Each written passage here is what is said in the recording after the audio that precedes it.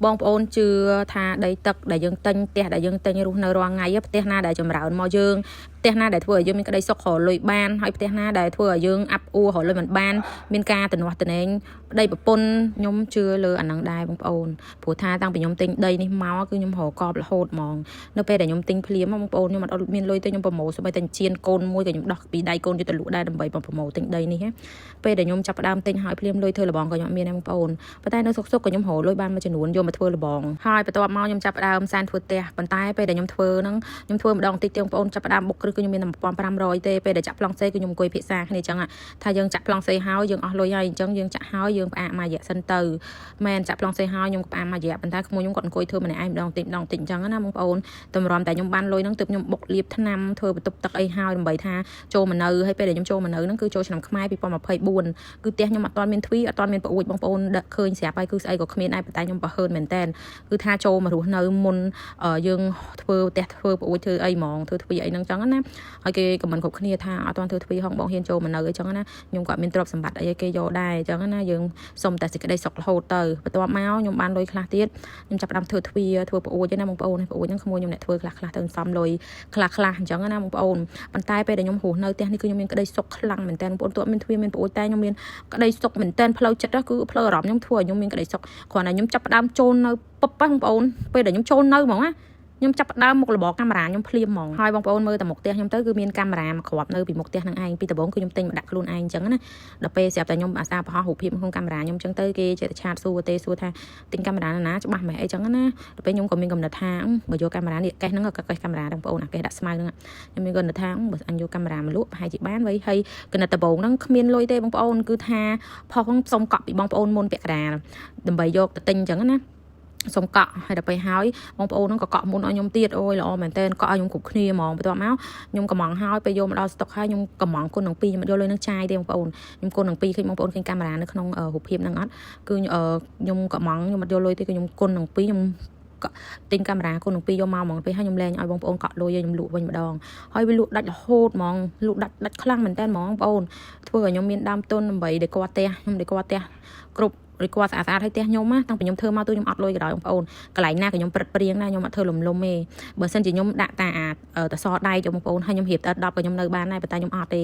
ខ្ញុំអត់លំហ្មងខ្ញុំបុកស្មាច់ខ្ញុំបុកខ្ញុំចាក់ប្លង់សេមចាក់អីទាំងដែលខ្ញុំអត់មានលុយណាប៉ុន្តែខ្ញុំសំខ្ញុំធ្វើខ្ញុំគិតថាខ្ញុំធ្វើមកបាននៅយូរហ្មងអញ្ចឹងហើយដំបូងគឺខ្ញុំប្រឹងប្រម៉ូទខ្លាំងមែនតើបងប្អូនអត់ទាន់មានភ្ញៀវចាស់ទិញទេគឺមានតែភ្ញៀវថ្មីរហូតដល់បានខ្ទង់6ខែបានចាប់ផ្ដើមមានភ្ញៀវបវលភ្ញៀវចាស់មកវិញដោយសារអីគេមើលគុណភាពរបស់យើងល្អទៅគេណែនាំគ្នាបងប្អូនហើយនឹងគេទិញថែម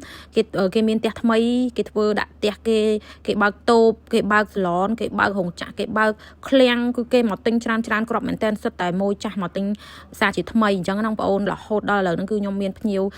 ដែលអេដចូលក្រុមខ្ញុំហ្នឹងជិត2000នាក់បងប្អូនក្នុងក្រុមខ្ញុំហើយអ្នកដែលមិនចូលក្រុមច្រើនណារបៀបថាអ្នកដែលទិញហើយគេចេះភ្ជាប់ខ្លួនឯងគេមើលតាមសភៅ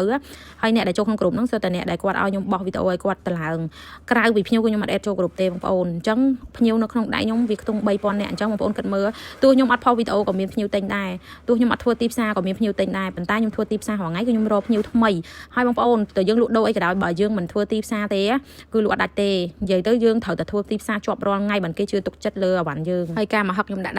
ដើមស្វាយពីដើមនេះបងប្អូនសំបីតែដើមស្វាយពីដើម140ក៏ខ្ញុំអញអត់ចង់ទិញទេព្រោះវាអត់មានលុយសោះហ្មងគឺរបូតលុយពីខ្លួនអស់តែម្ដងមិនទិញកើតប៉ុន្តែចាប់ពីខ្ញុំធ្វើផ្ទះរួចរាល់ហើយគឺខ្ញុំរកបានជាងមុនរកបានខ្លាំងមិនខ្លាំងអីប្រហែលទេបងប្អូនតែគាត់ថាមកធ្វើផ្ទះដែលគាត់ផ្ទះភ្លាមយើងមិនបាច់ចាំលុយទៀតចឹងណាហើយពេលខ្ញុំមកនៅផ្ទះនេះបងប្អូនខ្ញុំយំដោយការរំភើបច្រើនដងមែនតើខ្ញុំរំភើបខ្លាំងមិននឹកស្មានថាប្តីប្រពន្ធខ្ញុំធ្លាប់តែនិយាយទៅលុយតែមាន100000ក្នុងខ្លួនក៏ខ្ញុំសប្បាយចិត្តដែរបងប្អូននិយាយទៅហើយនៅផ្ទះជួលគឺលើសលុយគេរហូតលើសខែដល់ថ្ងៃបងលុយអត់មានលុយបងឲ្យគេទេប៉ុន្តែប្រែជាមកមានផ្ទះនៅខ្លួនឯងមានដីសល់មានឡានអូខ្ញុំមានក្តីសុខខ្លាំងមែនតើខ្ញុំមានអារម្មណ៍ថារំភើបក្នុងជីវិតខ្ញុំមែនតើដែលខ្ញុំតស៊ូមកបានដល់ថ្ងៃនេះគឺខ្ញុំសប្បាយចិត្តហើយកូនក៏ខ្ញុំចឹងដែរបងប្អូនខ្ញុំអត់ចង់ផ្ដាល់អីឲ្យគាត់ច្រើនអស់មកហាពេល ពេលគាត់មានគ្រួសារខ្ញុំអត់ចង់ចែកអីឲ្យគាត់ទេដោយសារអីខ្ញុំចង់ឲ្យគាត់ប្រឹងដោយខ្លួនឯងដូចខ្ញុំអញ្ចឹងខ្ញុំចង់ឲ្យគាត់ប្រឹងដោយខ្លួនឯងបានសមិទ្ធផលដោយខ្លួនឯងគឺរំភើបហើយនៅពេលដែលខ្ញុំគិតថាគាត់រឹងមាំគ្រប់គ្រាន់ហើយទើបខ្ញុំឲ្យអ្វីដែលខ្ញុំត្រូវឲ្យទៅគាត់អញ្ចឹងណាបងប្អូនអញ្ចឹងទៅបើសិនជាយើងឲ្យគាត់ស្រួលពេកគាត់អត់ចេះរកហើយគាត់អស់ទាំងតបដែលយើងឲ្យគាត់ទៀតអញ្ចឹងទៅពេលដែលអត់មានយើងគាត់កាន់តែពិបាកអ្នកខ្លះគាត់ថាចេះចុះបើម៉ែឲ្យចែកឲ្យតាំងពីដំបូងទៅមិនមានកម្លាំងចិត្តរកស៊ីមែនអត់យើងមិនថាឲ្យខ្លះអត់ឲ្យសោះទេយើងឲ្យខ្លះប៉ុន្តែមិនឲ្យដល់តែគាត់អត់រកគាត់ពឹងតែយើងណាពេលអត់ពីយើងទៅគាត់ពិបាកខ្ញុំអរគុណម៉ែខ្ញុំខ្លាំងមែនតើដែលគាត់ផ្ដល់ជីវិតដែលតស៊ូមួយមកឲ្យខ្ញុំស្គាល់រសជាតិគ្រប់យ៉ាងខ្ញុំមិនដែលខឹងគាត់ទេមានតែស្រឡាញ់គាត់ហើយអាណិតគាត់មែនតើនៅពេលដែលគាត់ចាក់ចេញពីខ្ញុំពេលដែលខ្ញុំពិបាកបំផុតតែម្ដងហើយគាត់បិទភ្នែកអត់ចិត្តទេដោយសារតែឃើញកូនពិបាកគាត់ប្រាប់ខ្ញុំច្បាស់ណាស់ថា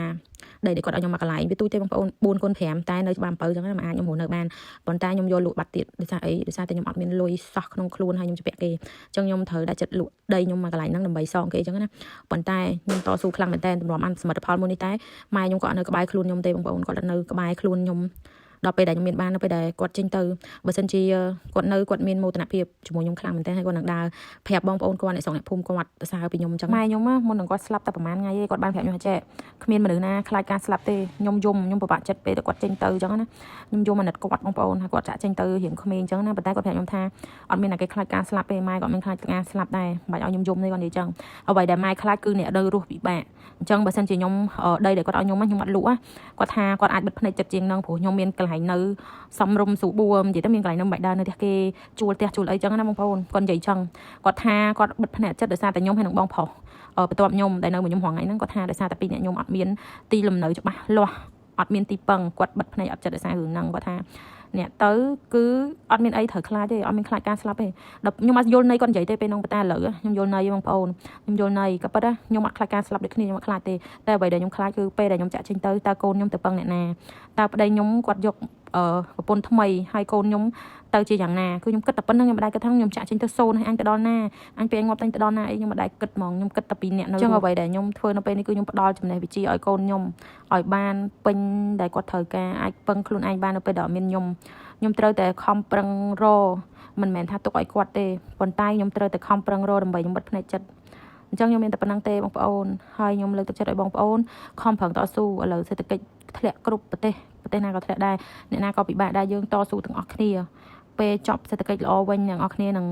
ដើរបានល្អវិញហើយអ្នកនរគ្នាត្រូវចាំថាគ្មានការទាល់ណាដែលអត់មានដំណោះស្រាយទេគឺមានទាំងអស់ផ្លូវចេញគ្រាន់តែថាយើងអត់ទាន់រកឃើញ